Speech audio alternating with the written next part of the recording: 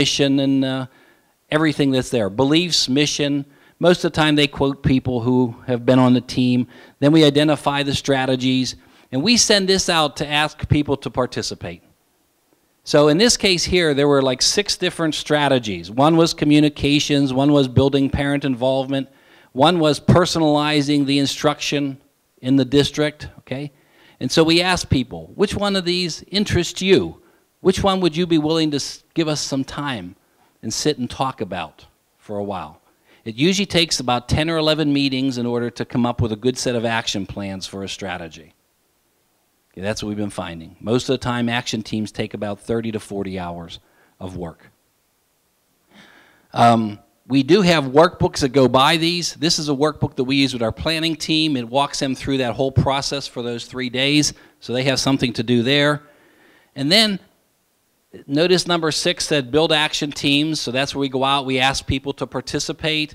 We then talk about developing action plans. We train action team leaders. We have manuals for every action team leader.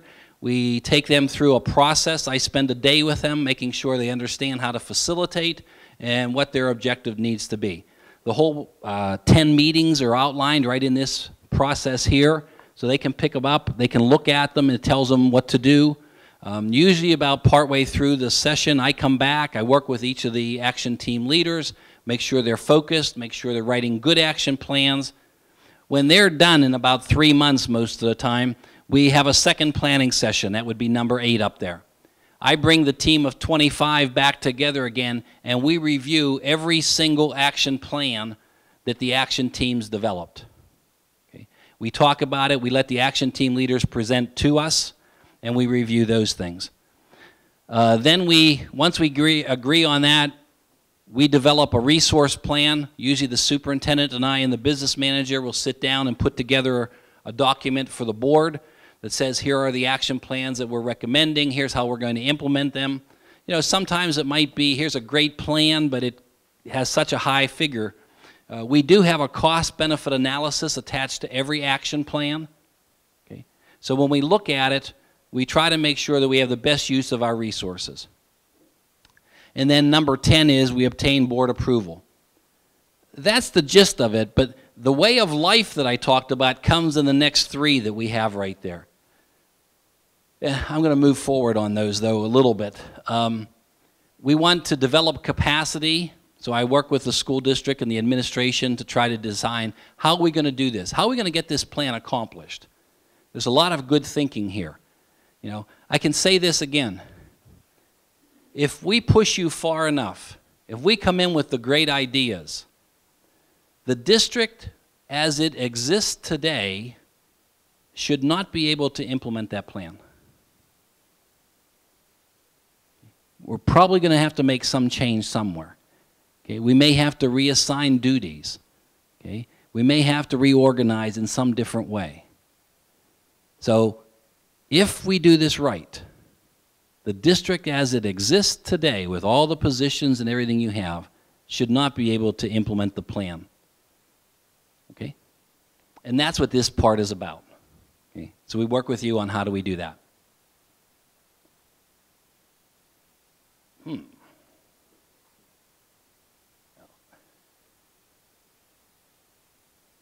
we go. This is what our plan looks like. It has beliefs, then it has a mission.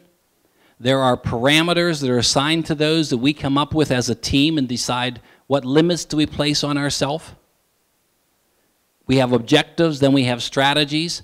There is one difference right there between what you do today and what's up here, and that is that there's not a one-to-one correspondence between the objectives and the strategies or the goals and the strategies. We feel that you have a set of objectives which are your end results. What are we going to measure to accomplish our mission? How do we know we're moving towards our mission?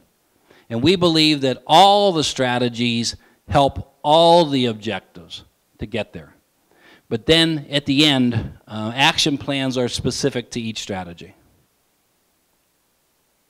These are the things that we have, what we say are the effects of planning. You have a shared purpose, you have common direction, we identify priorities for change, we protect people internally against overextension. If you look there on the side, what is Cambridge about? It's about leading, it's about continuous creation, it's broad participation, it's bold aspirations. You can read those. Probably the most important is it's a student focus. It's not about just a compliance document, it's not about just an event or predictions, it's not about preserving the current system or having easy fixes. This is pretty tough thinking.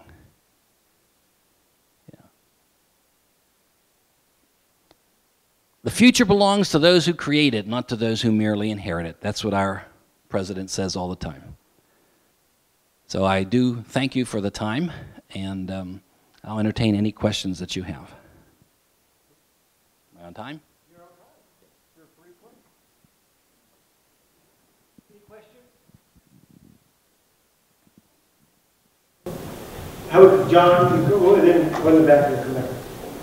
There was a question that was submitted via the public email address, and John Turner submitted it, and so I'm asking it on his behalf. His question was, the school district has a plan, a long-range plan in place already.